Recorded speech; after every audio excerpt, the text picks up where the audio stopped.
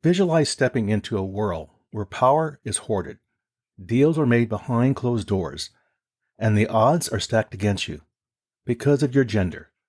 For decades, Wall Street's elite belonged to men, and women weren't just outsiders, they were unwelcome. But some women refused to accept that fate. They didn't just break the old boys club, they changed the rules, forever reshaping the world of finance. These trailblazing pioneers fought their way to the top by breaking the proverbial glass ceiling. And they stayed. Welcome to That's Life, I Swear. This podcast is about life's happenings in this world that conjure up such words as intriguing, frightening, life-changing, inspiring, and more. I'm Rick Barron, your host.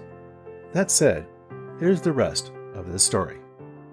In this book, the acclaimed historian Paulina Bren chronicles the groundbreaking journey of several women who broke into the male-dominated world of Wall Street, from the vibrant 1950s and 60s through the aftermath of 9/11. Bren traces the rise in an era where signs reading "No Ladies" barred women from luncheon clubs, and less visibly, from the inner sanctums of brokerage firms and investment banks. What follows is but a small sampling of this incredible story. So let's start at the beginning. The 1950s and 60s marked the advent of women in the financial sector, particularly in Wall Street. To have any hope of advancing in this male-dominated field, female professionals had to adhere to an unwritten set of rules. At that time, the term Wall Street literally referred to the narrow street in lower Manhattan and its immediate surroundings. This compact area housed not only industry giants like J.P. Morgan, Goldman Sachs, Lehman Brothers, Merrill Lynch, and Bear Stearns, but also smaller financial firms. Like every average workday, the subway doors opened, and dozens of women employed as secretaries, teletypists, and data entry clerks made the march to the New York Stock Exchange. Dressed in their best business attire, these brave souls ventured into a world overwhelmingly controlled by men. Smaller brokerage houses often provided the initial stepping stones for those aspiring to climb the corporate ladder, but even that was very limited. The environment these women faced was far from welcoming. They endured numerous challenges, most of which were blatant and impossible to ignore. The prevalent culture of midday drinking, epitomized by the infamous 2-martini lunch, only served to amplify these difficulties. In the 1950s, Bernadette Murphy found herself navigating two familiar yet contrasting worlds. Hailing from City Island, a maritime enclave in the Bronx, she felt an odd comfort in Wall Street's salt air, a scent reminiscent of her childhood home. However, her role as a trading department assistant, handling trade orders and correspondence for the firm's partners, thrust her into a very unwelcoming environment. The office atmosphere was rife with inappropriate behavior, emboldened by the era's lack of professional standards. Male colleagues would proposition Murphy with lavish offers. Promises of Parisian getaways or extravagant wardrobes were dangled before her, thinly veiling requests for intimate favors. Take a wild guess what that is. Murphy's retort became a well-known refrain, echoed by countless women across numerous offices for years to come. "Oh, don't be silly. What would your wife say?" This sharp, deflecting response served as a makeshift shield in an era where the concept of sexual harassment had yet to be legally recognized or defined. Murphy's experience was far from unique. It was a shared narrative among professional women of her time, quietly enduring and deflecting advances that would be grounds for termination in today's workplace. Navigating the path of Wall Street in those days required women to possess an unwavering resolve and an impenetrable emotional armor. Success hinged on their ability to deflect unwanted advances, while at the same time striving to capture positive professional attention. Career advancement became a possibility for those who managed this delicate balancing act. Beth Dater's journey exemplifies this narrative.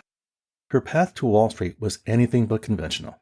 After graduating from Boston University, Beth took to the skies as a Pan Am flight attendant. Her career shifted in the late 1960s when she married a pilot who requested she ground her flying aspirations. Seeking new employment, Deth found herself at the mercy of a temp agency's job offerings. Her initial assignment was far from glamorous, donning a Miss Mon Cherie costume to distribute chocolate cherry bonbons in a parking lot. However, fate soon intervened, landing her a position operating the phones at the office of Lehman Brothers. This seemingly mundane role as a receptionist became Beth's gateway into the financial world. Like many of her female contemporaries on Wall Street, she leveraged this position to observe, absorb, and comprehend the industry's intricacies. Her keen intellect and determination did not go unnoticed, and before long, she found herself auditioning for a coveted role as a research analyst in training at Fiduciary Trust Company. Now, for Beth, her story underscores a common thread in the experiences of early female Wall Street professionals: the ability to transform even the most modest opportunities into stepping stones for career advancement. Research analysts blazed a trail in the ascent of women on Wall Street. Their ability to conceal their gender behind initials provided a unique advantage, allowing them to be perceived as either male or gender neutral. This anonymity became a powerful tool in their professional arsenal. The 1970 New York City Human Rights Commission hearings shed light on Wall Street's hiring practices, compelling firms to confront their gender biases.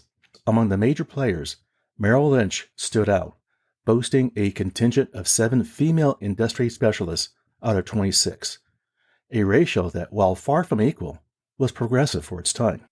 One of those trailblazers, Mary Wren, reflected on her experience, and she said, "For a long time, those who read my reports didn't know whether I was Miss or Mr. Wren. This ambiguity, whether intentional or not, often worked in women's favor, allowing their work to be judged on merit alone." The following year, Mary Farrell entered the Wall Street arena, albeit through an unexpected route.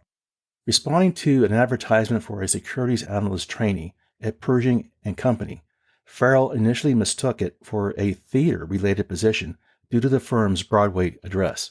Her hiring, however, was less advantageous than it appeared. The director at Pershing and Company had stumbled upon what he considered a wise business strategy: hiring women to secure talent individuals at a lower cost. This tactic, while exploitative, inadvertently opened doors for women like Farrell to enter and eventually reshape the male-dominated world of finance. At Smith Barney, an incident unfolded for Mary in an elevator. An executive assaulted her, pushing her against the wall and groping her. Seeking recourse, she approached the HR director, only to find her in tears when she walked into her office, because the HR director had endured a similar experience that very day. Now, the aftermath was swift and unsettling. By Monday, the HR director had vanished, but not before leaving Mary a revealing parting gift on her desk. What was it? It was a list of the salaries by department. The stark reality hit Mary. Her compensation was precisely half that of the lowest paid male analysts. For some women in the industry, even this inequitable pay seemed attractive, surpassing the earnings of most American women at the time. However, such disparity ignited fury in trailblazers like Muriel Mickey Seibert. Arriving in New York in 1954 in a very dilapidated Studebaker, Seibert had rapidly ascended the ranks as a very successful airline industry analyst. Yet she recognized that the real wealth lay in trading, a domain entirely off limits to women. Seibert's ambitions were met with resistance at major firms. Despite her expertise, she was told she'd still be relegated to sitting with typists instead of at the decision-making table. This frustration led to an unconventional suggestion from a friend. Why not just purchase her own seat on the New York Stock Exchange? The New York Stock Exchange Constitution, in an oversight by its founders, did not explicitly exclude women. Now, this loophole paved the way for an historic moment on December 28, 1967, when Muriel Mickey Seibert shattered the glass ceiling, becoming the first female New York Stock Exchange member. Her triumph came at a very steep price, however, nearly $500,000 for a white metal badge emblazoned with the number 2646. Seibert dubbed it the most expensive piece of jewelry. Despite this breakthrough, Seibert treaded very carefully, vowing not to set foot on the trading floor to avoid any potential conflicts. Instead, she conducted her business through a male proxy, an independent $2 floor broker. Now, what is a $2 broker? A $2 broker is an outdated term used for a member of the New York Stock Exchange who manages trades and executes orders for another broker's client. A broker might choose to have a $2 broker do business for them because a trader is just too busy to take on the work themselves. It wasn't until almost a decade later, in 1976, that Alice Jarko made history as the first woman to trade on the New York Stock Exchange floor actively. However, Alice's groundbreaking role came with unforeseen challenges that validated Seibert's earlier caution. She faced a barrage of lewd remarks, receiving inappropriate objects, and even required temporary police protection due to anonymous threats.